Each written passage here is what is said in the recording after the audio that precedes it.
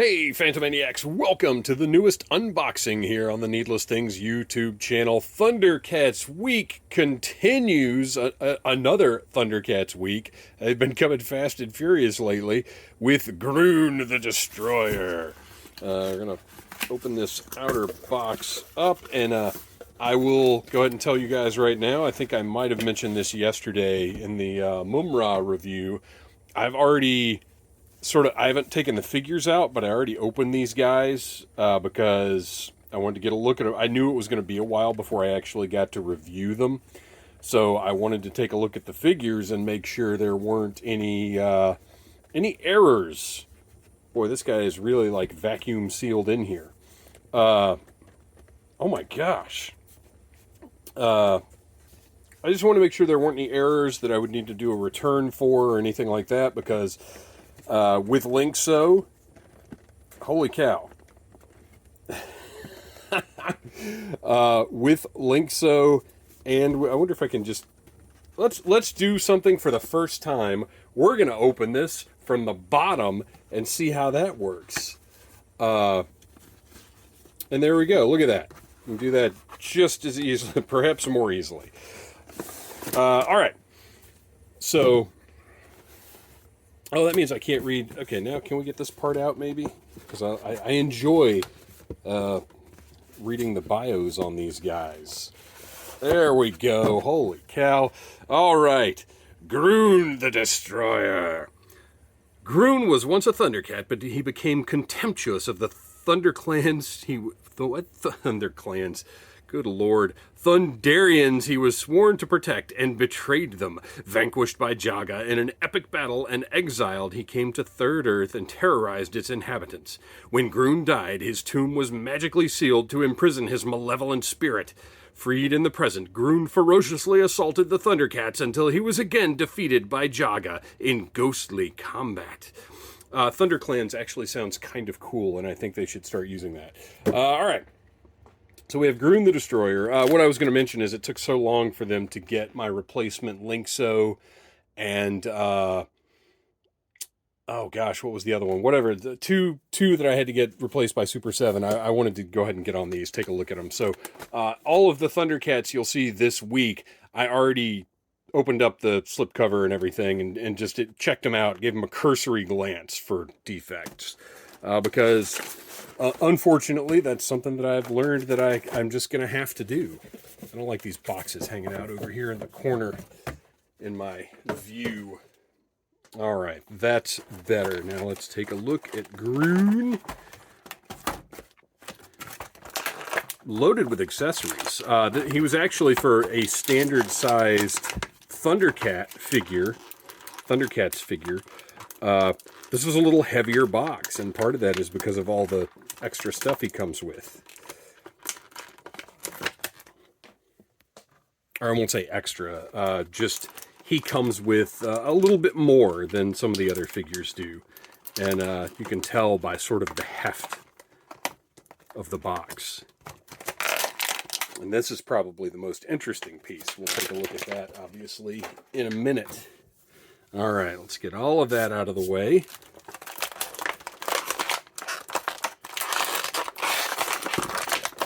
Oh, look, interesting. No wires holding this guy in.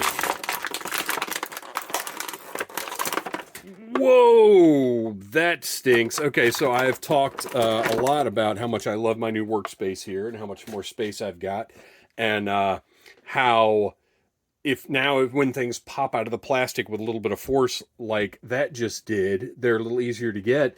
But that sort of omens, that broken sort of omens that came with Grune just flew way over that way behind the workbench.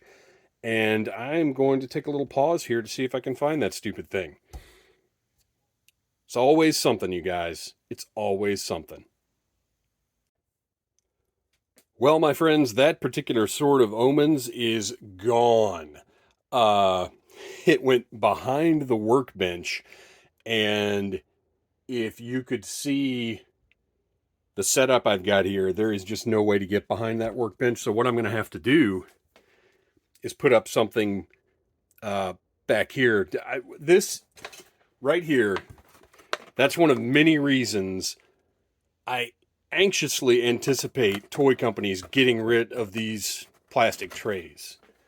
To me, they cause far more problems than they correct, and I want them gone.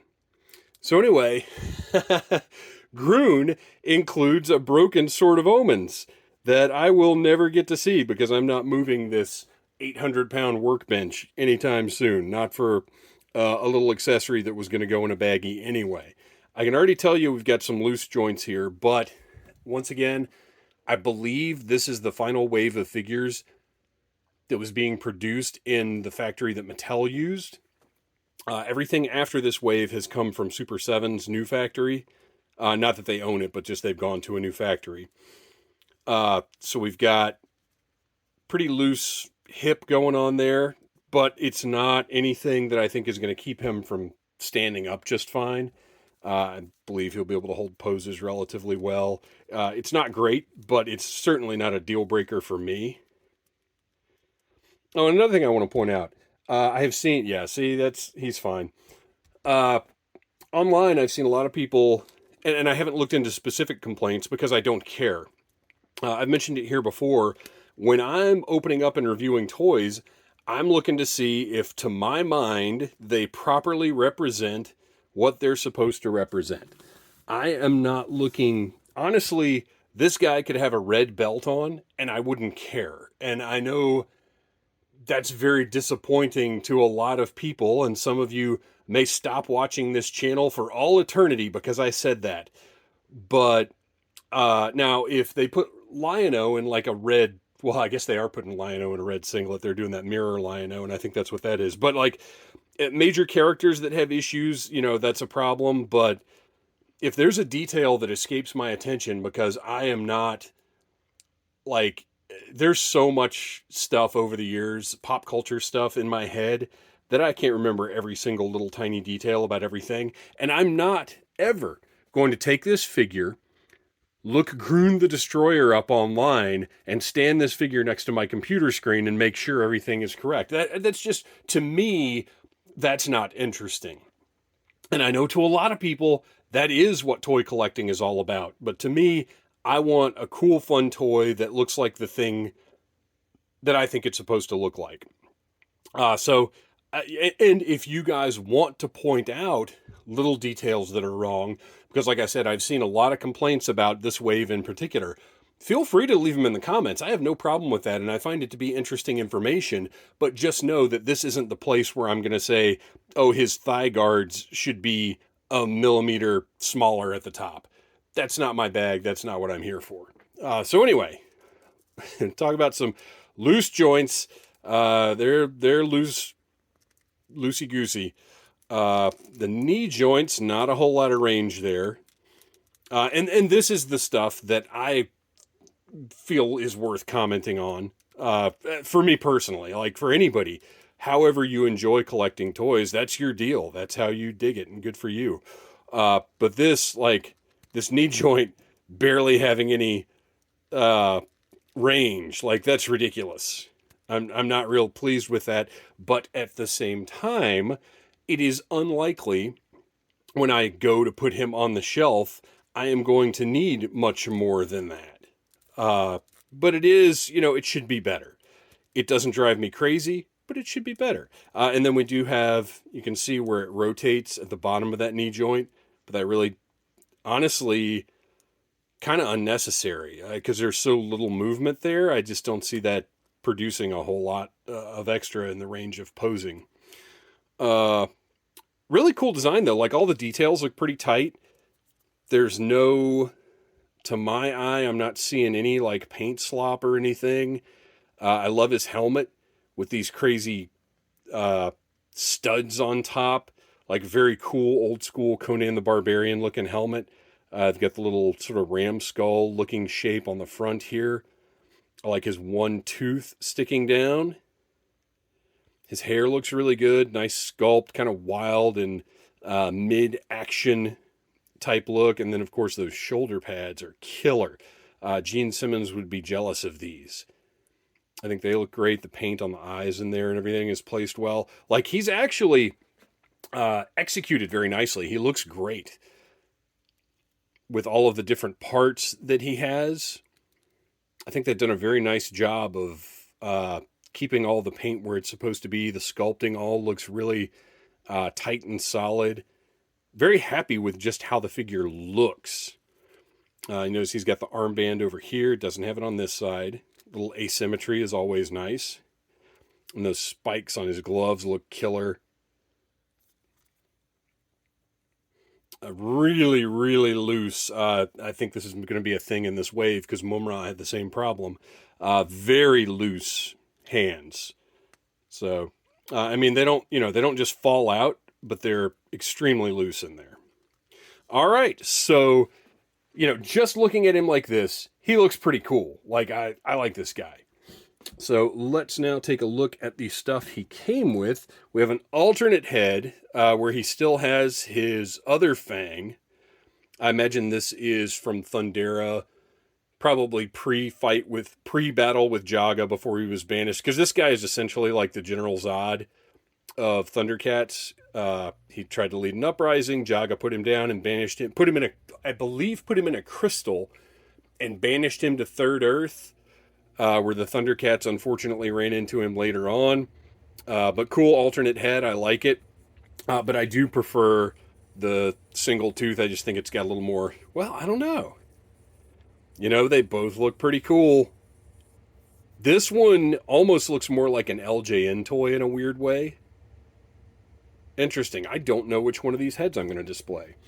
He also comes with an alternate torso piece, because, again, this is pre-battle with Jaga when he was still a Thundercat. Before he was banished from the Thunder Clans, as I apparently thought.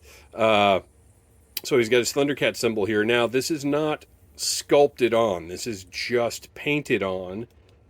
And hang on just a second. Okay, so I just wanted to check because I couldn't remember off the top of my head. I was thinking that these were just painted on because this, to me, in my mind, the ThunderCats emblem on the characters was almost like a crystal or like glass or something like that. And it wouldn't have a sculpted texture because this is a projection in a weird way. And that's what they've done here. That's how the other figures are too. I couldn't remember off the top of my head.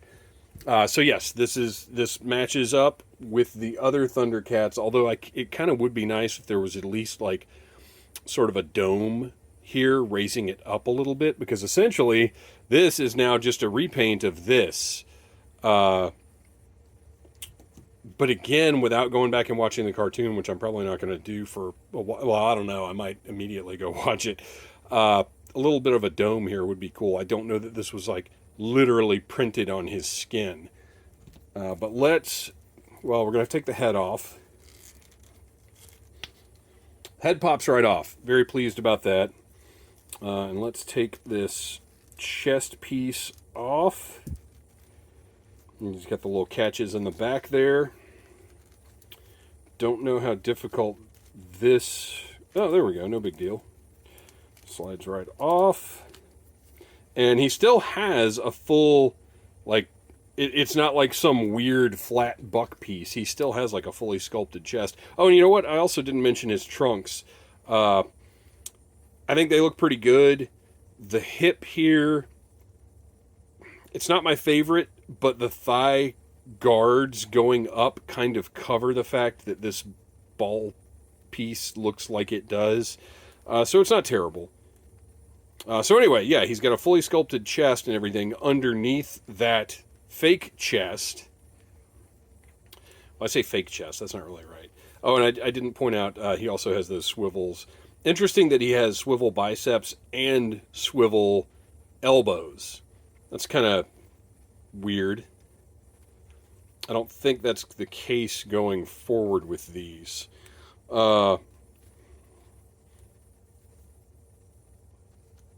Sorry, I'm just fiddling around with this guy.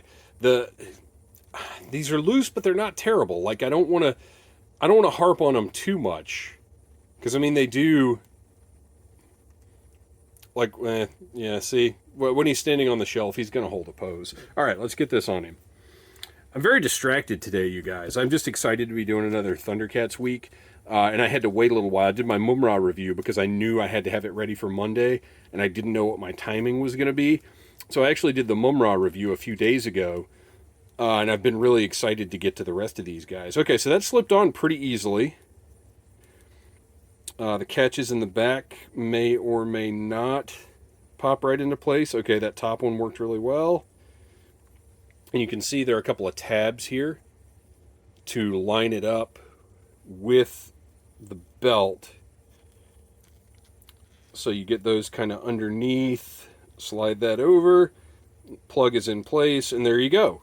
Pretty easy, pretty easy. And now he is ThunderCat Grune. Oh, let's put that other head on him too. Or let's attempt to, we'll see. There we go, pops right on. And now we have revolutionary ThunderCat Grune about to be expelled from the ThunderClans. What else does Grune include? He, of course, has alternate hands, and as has been determined, we have C-grips that go up and down, as well as the ones that are on the figure right now that go side to side. And then he's got a couple of sort of claw hands there. Nicely sculpted, look good.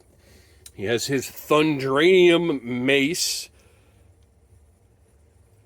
Nicely sculpted detail. The paint on the spikes, a little sloppy. Doesn't quite make it down all the way on most of them, looking at it now. So that could be better, but it looks good. It looks cool. It looks menacing. It is, ooh, that seems scary. I'm not going to wiggle that any more than I already have. So this connection point right here seems very weak. I would not wiggle this top portion around a whole heck of a lot if I were you. But the form looks good. It's nice and clean. Clean lines, good sculpt. I like it. And we will take it and put it right in that C-grip hand. Slides right in. Oh, one thing I do like quite a bit about these hands is they're a softer plastic. I am not going to need a hair dryer to open these things up to get accessories into them. That kind of drives me a little nuts. It seems so unnecessary. But then, of course, you do end up with the loose accessory syndrome. So, I don't know.